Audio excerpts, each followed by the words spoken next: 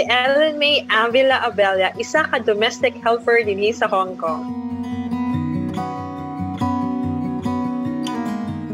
4 years ako nagtrabaho dinhi sa Hong Kong as a domestic helper. Dili gid siya lalim nga malayo sa akong pamilya sa Pilipinas. Labi na isa ko ka single mom nga nag-strive for my 2 sons. Dili lalim kay mga muhan ka sa dili nimo culture nga mga tao, which is the Chinese culture.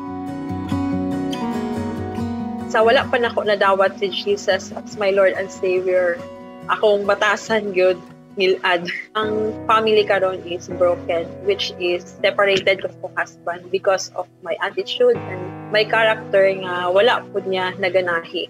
Kay tungod lagi sangilan og batasan, wala pang with Jesus.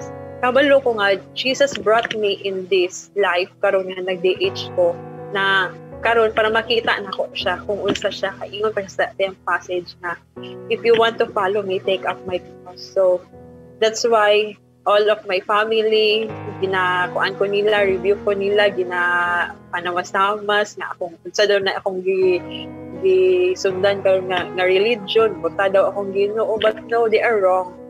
Through Him, we can only see the light that once we are in darkness.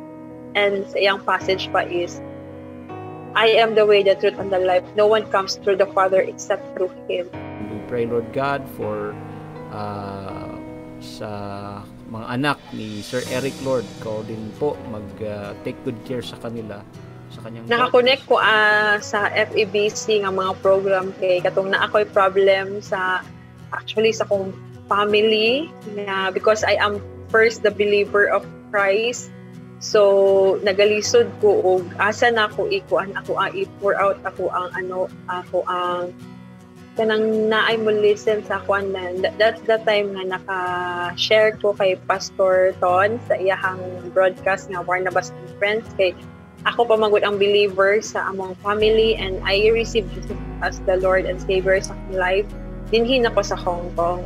And then that's the time nga nag-pour out ko sa Barnabas and Friends, and by the help of Pastor Ton, naghatag ko siya mga encouragement na you just to pray and seek God na i-touch ilang heart and para po nga mas maano din I'm going to live by faith lang yun, musalig lang ito sa pagbuing Diyos. We pray, Lord God, that yung aming relasyon sa inyo lumabog. Ang mga programa sa FEBC is more on the Word of God that they can encourage the people as labi na sa ako kami prone yun me sa loneliness, sa sadness, at labi na away from our family. With the program, masking dili ni mo ma-met ang tao, but you're going to share all your burdens and problems na ay maminaw sa inyo. Glory to Jesus lang po kay na ako sa kong amo karon na they know my faith. Dili ko nila bawalan sa mag-cellphone, pero in times of work, I need to work, but kinahanglan po ba nga dili lang ko nga mag-browse, I just hear gamit sa ako ang Bluetooth. So, nagpasalamat po kay naanang programa sa FEBC nga kanunay daily gid siya nga program sa social media. Thank you and more power and God bless.